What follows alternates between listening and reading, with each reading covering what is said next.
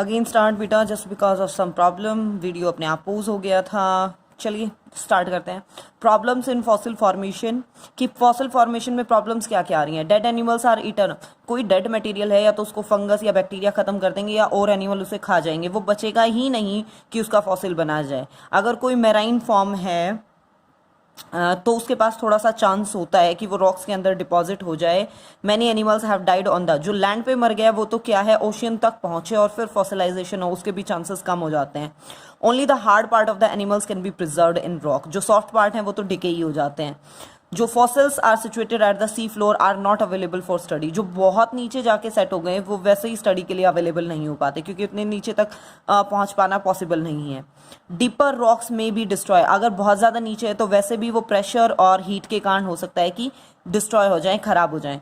The rocks eroded by water and wind में also destroy, rocks का जो erosion है वो चलता रहता है तो कई बार ये होता है कि फॉसिल्स भी उसके साथ ही इरोड हो जाएं, खत्म हो जाएं। All the exposed sedimentary rocks can not be explored, जितने भी की फॉसिल बन गए हैं जिन रॉक्स में, जरूरी नहीं है कि वो सारे फॉसिल्स कभी स्टडी के लिए सामने ही आ जाएं कि उनको अटेंशन मिले पैलेंटियोलॉजिकल स्टडी के लिए।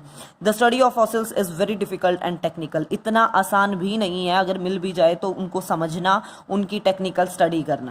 जो बार बार सेडिमेंट्री रॉक्स और वो रॉक्स के नाम आ रहे थे, सिर्फ उसको कवर करने के लिए ये टॉपिक करवा रहे हैं। देखिए बेटा, types of rock on the basis of their formation के मेथड के बेसिस पे 3 टाइप की रॉक हैं। First one is the igneous rock, the rock which formed by the solidification of the original hot earth, मतलब ज्वालामुखी जो फटा था और वो ज्वालामुखी फटा और उसके बाद मतलब जो मटेरियल सेटअप हो गया उससे जो रॉकी सरफेस बना, that is known as igneous rock. Actual में सेडिमेंट्री रॉक क्या है, ये इग्नियस रॉक का धीरे धीरे इरोजन हुआ विंड से, हीट से, कोल्ड से, और धीरे धीरे वो पार्टिकल एक लेयर 2 लेयर पे कहीं और लेक ओशियन के साथ जाके पैसेज ऑफ टाइम के साथ वो जमते चले गए और उन्होंने बना दी sedimentary rock. Metamorphic rock, the deep layer of the sedimentary rock may melt, लगातार लेयर्स पे लेयर्स जमती चली गई जिसके कारण क्या है, जो नीचे वाली लेयर थी बेसल पार्ट, वो बहुत ज्यादा प्रेशर और हीट के कारण क्या है मेल्ट होनी शुरू हो जाती है और एक बार मेल्ट होके वो धीरे धीरे दोबारा सॉलिडिफाई होता है, तो उससे जो रॉक बनी है that is known as metamorphic rocks, जैसे मार्बल पत्थर जो घरों में यूज किया जाता है। बेटा, determination of the age of the rock and fossils, क्या कैसे उनकी एज का पता करोगे, इसके लिए 2 मेथड हैं। First one is the relative method and second one is the absolute dating method. Relative method क्या है, अंदाजा लगाना कि अगर जब आप रॉक की स्टडी कर रहे हो, अगर वो रॉक के अपर सरफेस में मिल गया है, ठीक है, बिल्कुल अपर तो मतलब क्या है, वो बहुत पुराना नहीं है। वो रॉक के अगर मिड पॉइंट में मिला है तो वो थोड़ा सा पुराना है, और वो बिल्कुल रॉक के बॉटम पार्ट पे प्रेजेंट है तो इसका मतलब वो बहुत पुराना है। आप एक अनुमान लगाते हो, रिलेटिव लगाते हो कि ओल्ड जितनी है वो रॉक, उतना ही पुराना फॉसिल्स है।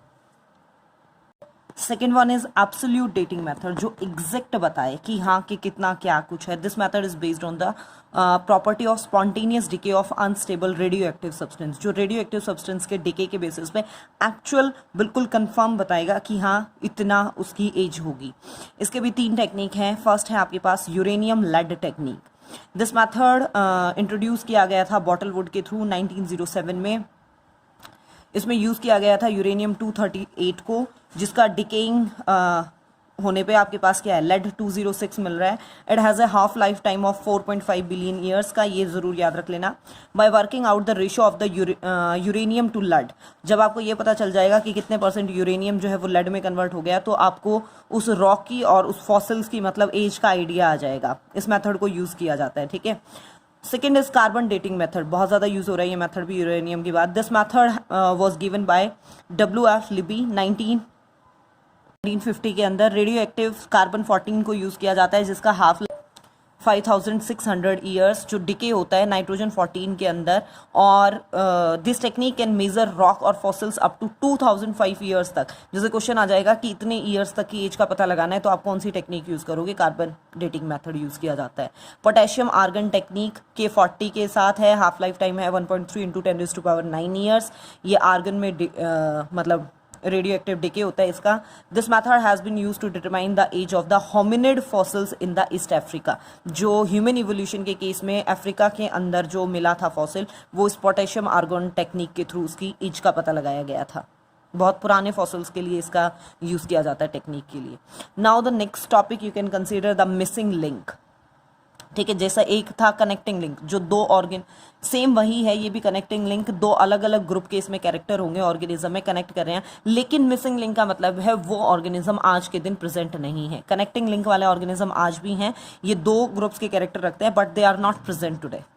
The fossil organism which show characters of two different group of animals are called missing link. ठीक है, फॉर एग्जाम्पल आर्क्योटेरिक्स, लिथोग्राफिका हम ले सकते हैं एग्जाम्पल में, ये रेप्टाइल्स और एव्स के कैरेक्टर शो करता है। एवियन कैरेक्टर मतलब इसके बर्ड्स के कैरेक्टर हैं, इसके पास फेदर्स हैं, क्रेनियम है राउंडेड विद फ्यूज्ड बोन्स हैं उसमें, जॉज मॉडिफाइड, बीक प्रेजेंट है, फॉरलिम्स इसके विंग्स में मॉडिफाई हैं, 3 finger 4 toes, first directed backward, मतलब एग्जैक्टली जैसा बर्ड्स के अंदर होता है वो सब कुछ है। डिफर्कुला उनकी बोन का स्ट्रक्चर जहाँ से वो विंग्स बैकबोन कंसीडर कर सकते हो, मतलब बैकबोन तो क्या है, जहाँ से वो विंग्स की अरेंजमेंट आती है वो अटैच होते हैं।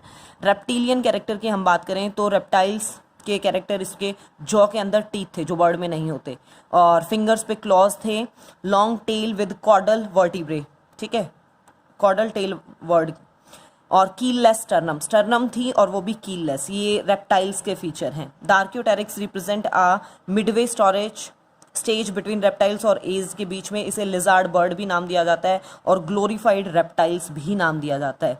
अगर सेकंड आप एग्जांपल लो तो इक्थियोस्टिगा, ये है फिश और एम्फीबियंस के बीच में। अगर आप सिर्फ सब्जेक्टिव के लिए देख रहे हैं तो आपका आर्क्योटेरिक्स वाला एग्जाम्पल सफिशिएंट होगा, ऑब्जेक्टिव के लिए आपको ये सारे एग्जाम्पल कवर करने हैं। सीमोरिया एम्फीबियंस और रेप्टाइल्स के बीच में, फिर है आपका लाइकिनोपस रेप्टाइल्स और मैमल्स के बीच में, देन साइनोगेंथस रेप्टाइल्स और मैमल्स के बीच में, बेसियोलरस ये aquatic mammals and terrestrial ancestor उनके बीच में है, और देन टेरिडोस्पर्म्स फर्न्स और सीड प्लांट्स के बीच में। ठीक है, नेक्स्ट देखिए बेटा, बायोजियोग्राफिकल एविडेंसेस। बायोजियोग्राफी, बायो मतलब लाइफ, जियो मतलब अर्थ, की अर्थ के ऊपर लाइफ की study. The study of the distribution of plants and animals in the world is called biogeography. ठीक है, अलग अलग एरिया में। पेंगिया, ये माना जाता है कि आज के दिन जो कॉन्टिनेंट्स प्रेजेंट वो कभी क्या है, एक पैलियोजोइक ईरा के अंदर, ये ईरा अगेन उस कैलेंडर से, पैलेंटियोलॉजिकल कैलेंडर से रिलेटेड है। सिंगल लार्ज इरेगुलर, वो कभी अलग अलग कॉन्टिनेंट्स नहीं थे, वो पूरा एक ही एरिया था इरेगुलर, जिसे नाम दिया जाता था पैंगिया।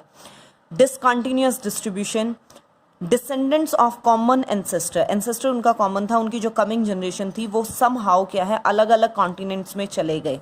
दिस इज कॉल्ड डिसकंटिन्यूअस, अलग अलग कॉन्टिनेंट्स में वो पहुंच गए इरेगुलर मैनर में, ऐसा फिक्स नहीं था कि इसको यहीं जाना है, लेकिन वो चले गए। फॉर एग्जांपल आप ले लो डिसकंटिन्यूअस डिस्ट्रीब्यूशन में alligator, at present occurs only in south eastern US और ईस्टर्न चाइना के अंदर ये देखने को मिलते हैं, क्योंकि North America continent was connected with eastern Asia, ये अमेरिकन कॉन्टिनेंट ईस्टर्न एशिया से जुड़ा हुआ था सिनोजोइक ईरा के अर्ली स्टेजेस में। The climate of the whole region was much warmer than at present and time से ज़्यादा, मतलब आज जो है उससे ज़्यादा गर्म था, और alligator are distributed in that area, और वो वहाँ रहते थे। लेट सिनोजोइक, ये बात हो रही है अर्ली सिनोजोइक ईरा की, लेकिन टाइम के साथ सिनोजोइक ईरा के जब पास हुआ तो क्लाइमेटिक कंडीशन चेंज हो गई, और आइस एज, एकदम से वो एरिया क्या है, वो मतलब धीरे धीरे ठंडा एरिया में कन्वर्ट हो गया, और उस एरिया से जो एलिगेटर थे वो क्या हो गए आपके पास, मोस्टली उस एरिया से जो एलिगेटर थे वो गायब हो गए। The south eastern US and eastern China remain unaffected, वो उस आइज एज से अफेक्ट नहीं हुआ, और एलिगेटर सिर्फ और सिर्फ उस एरिया तक लिमिटेड रह गए। सेकेंड अगर एग्जाम्पल पुट करना चाहो तो lungfish, early stages of the continental drift, जब कॉन्टिनेंट्स ड्रिफ्ट हो रहे थे, अलग अलग हो रहे थे, South America, Africa, Antarctica and Australia were interconnected, ये आपस में इंटरकनेक्टेड थे। Later the continents get separated, धीरे धीरे वो कॉन्टिनेंट सेपरेट हुए, और जो एंटार्क्टिका था वो शिफ्ट हो गया इनसे बहुत दूर, इन सारे जो पहले कनेक्टेड थे, इन सारे अफ्रीका, साउथ अमेरिका, इनसे बहुत दूर शिफ्ट हो गया। और लंगफिश क्या है, सिर्फ और सिर्फ आज के दिन क्या है, इन साउथ अमेरिका, अफ्रीका और ऑस्ट्रेलिया तक लिमिटेड रह गई, एंटार्क्टिका में नहीं देखने को मिली। Camels, these are found in Asia while their nearest allies occurs in South America में देखने को मिलते हैं। मैग्नोलिया, ट्यूलिप्स, सीसा फ्लावर्स, अगर प्लांट्स की भी बात करें, ग्रो नेचुरली ईस्टर्न यूएस के अंदर, ईस्टर्न चाइना के अंदर ये सिर्फ देखने को मिलती हैं। सेम फॉर मतलब जो सेम एलिगेटर की स्टोरी थी वो सेम इनके साथ हुआ था।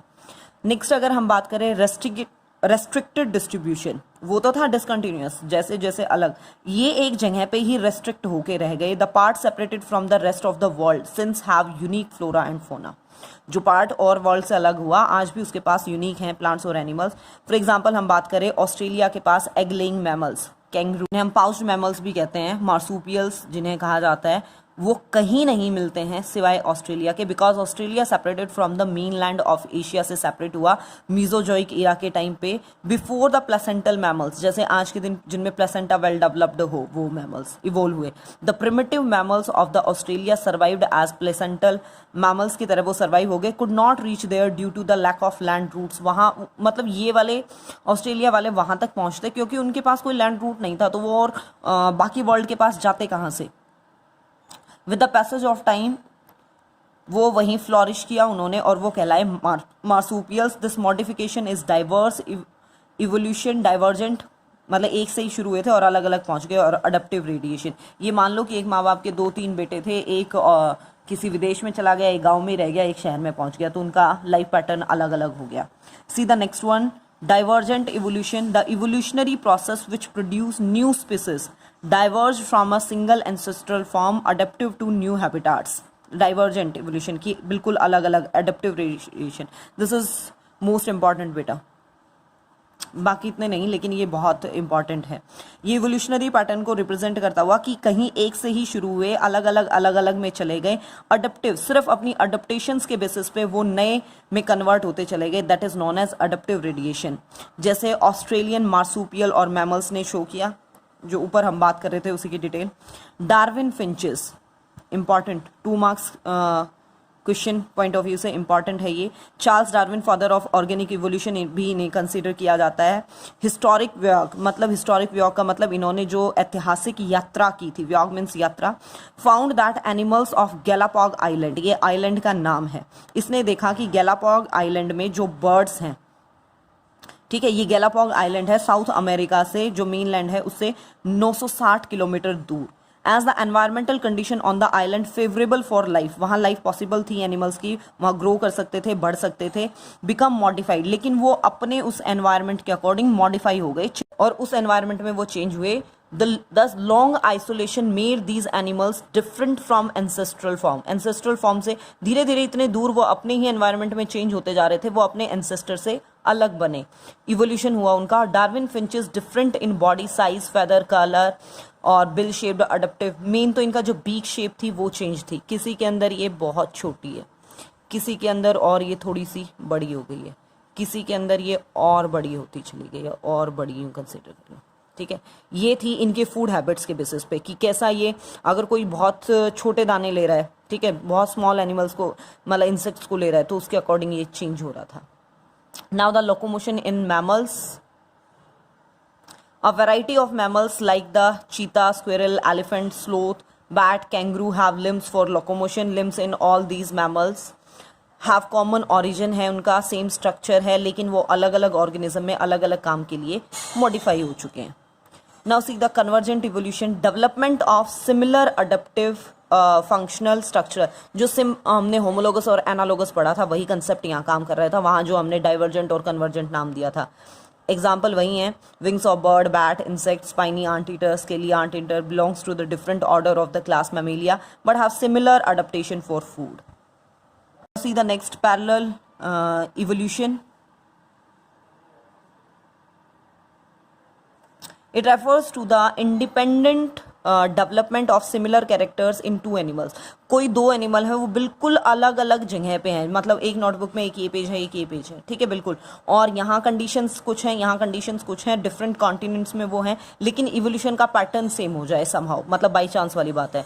2 animals group of common ancestry, कभी उनके जो एंसेस्टर थे वो कॉमन थे, इन similar habitat of different continents, अलग अलग कॉन्टिनेंट्स में एनवायरमेंटल कंडीशन कुछ हद तक सिमिलर हैं और उनका जो ग्रोथ हो रही है that is known as parallel evolution.